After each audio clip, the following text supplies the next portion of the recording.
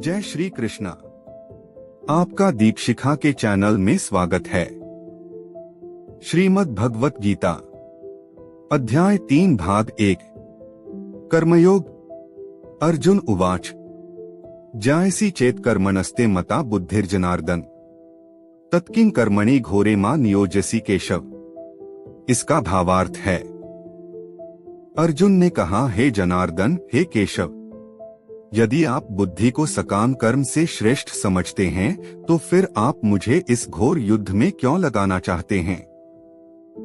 इसका तात्पर्य है, श्री भगवान कृष्ण ने पिछले अध्याय में अपने घनिष्ठ मित्र अर्जुन को संसार के शोकसागर से उबारने के उद्देश्य से आत्मा के स्वरूप का विशद वर्णन किया है और आत्म साक्षात्कार के जिस मार्ग की संस्तुति की है वह है बुद्धियोग या कृष्ण भावनामृत।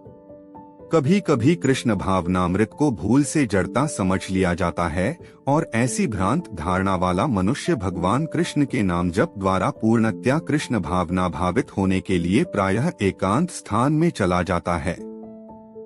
किंतु कृष्ण भावनामृत दर्शन में प्रशिक्षित हुए बिना एकांत स्थान में कृष्ण नाम जप करना ठीक नहीं। इससे अबोध जनता से केवल सस्ती प्रशंसा प्राप्त हो सकेगी।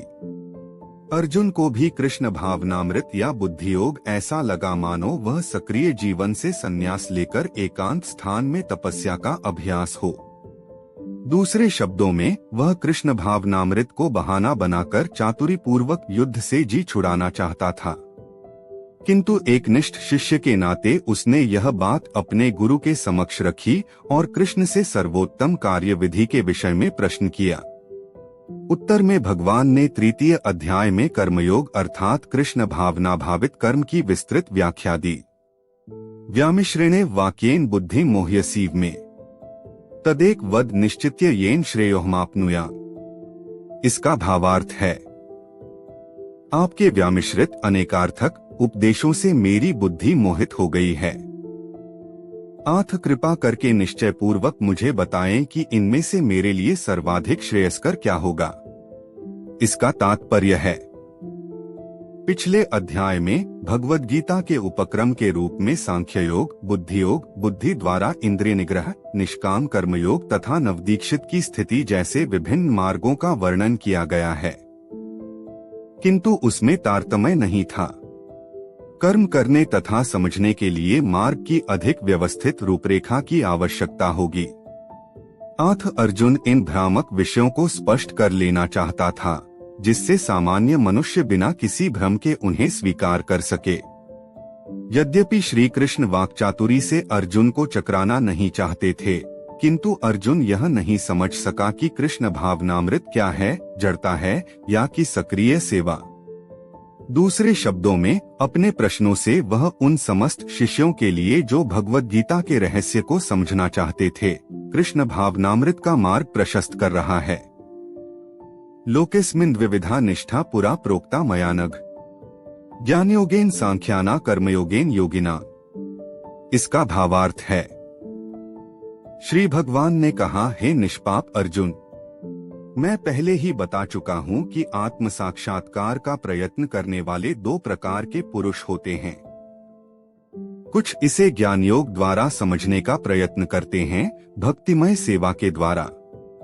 इसका तात्पर्य है, द्वितीय अध्याय के 39वें श्लोक ने 2 प्रकार की पद्धतियों का उल्लेख किया है, सांख्य योग तथा कर्मयोग या बुद्धि योग। इस श्लोक में इनकी और अधिक स्पष्ट विवेचना की गई है।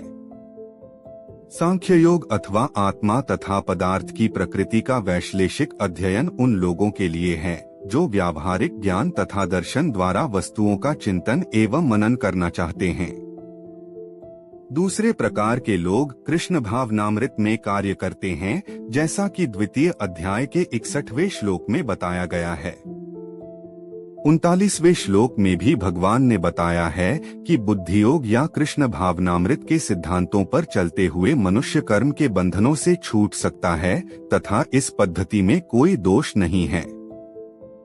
61वें श्लोक में इसी सिद्धांत को और अधिक स्पष्ट किया गया है कि बुद्धियोग पूर्णतया परब्रह्म विशेषतया कृष्ण पर आश्रित है और इस प्रकार से समस्त इंद्रियों को सरलता से वश में किया जा सकता है। अथ दोनों प्रकार के योग धर्म तथा दर्शन के रूप में अन्योन्याश्रित हैं। दर्शन विहीन धर्म मात्र भावुकता या कभी कभी धर्मांधता है और धर्म विहीन दर्शन मानसिक ऊहापोह है। अंतिम लक्ष्य तो श्री कृष्ण है, क्योंकि जो दार्शनिक जन परम सत्य की खोज करते रहते हैं वे अंततः कृष्ण भावनामृत को प्राप्त होते हैं। इसका भी उल्लेख भगवद गीता में मिलता है। संपूर्ण पद्धति का उद्देश्य परमात्मा के संबंध में अपनी वास्तविक स्थिति को समझ लेना है। इसकी अप्रत्यक्ष पद्धति दार्शनिक चिंतन है, जिसके द्वारा क्रम से कृष्ण भावनामृत तक पहुंचा जा सकता है। प्रत्यक्ष पद्धति में कृष्ण भावनामृत में ही प्रत्येक वस्तु से अपना संबंध जोड़ना होता है। इन दोनों में से कृष्ण भावनामृत का मार्ग श्रेष्ठ है, क्योंकि इसमें दार्शनिक पद्धति द्वारा इंद्रियों को विमल नहीं करना होता। कृष्ण भावनामृत स्वयं ही शुद्ध करने वाली प्रक्रिया है और भक्ति की प्रत्यक्ष विधि सरल तथा दिव्य होती है। न कर्मणाम नारंभान्नैष्कर्म्य पुरुषोषुते न च संन्यसनादेव सिद्धिं संधिगच्छति।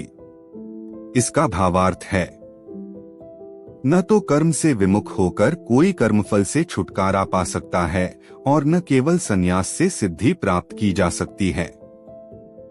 इसका तात्पर्य है, भौतिकतावादी मनुष्यों के हृदयों को विमल करने के लिए जिन कर्मों का विधान किया गया है उनके द्वारा शुद्ध हुआ मनुष्य ही संन्यास ग्रहण कर सकता है। शुद्धि के बिना संन्यास ग्रहण करने से सफलता नहीं मिल पाती। ज्ञानयोगियों के अनुसार संन्यास ग्रहण करने अथवा सकाम कर्म से विरत होने से ही मनुष्य नारायण के समान हो जाता है। किंतु भगवान कृष्ण इस मत का अनुमोदन नहीं करते। हृदय की शुद्धि के बिना संन्यास सामाजिक व्यवस्था में उत्पात उत्पन्न करता है। दूसरी ओर यदि कोई नियत कर्मों को न करके भी भगवान की दिव्य सेवा करता है तो वह उस मार्ग में जो कुछ भी उन्नति करता है उसे भगवान स्वीकार कर लेते हैं। बुद्धियोग स्वल्पमप्यस्य धर्मस्य त्रायते महतो भयात्। ऐसे सिद्धांत की रंचमात्र संपन्नता भी महान कठिनाइयों को पार करने में सहायक होती है। गीता का अगला अध्याय सुनने के लिए चैनल को लाइक, शेयर और सब्सक्राइब जरूर करें। धन्यवाद।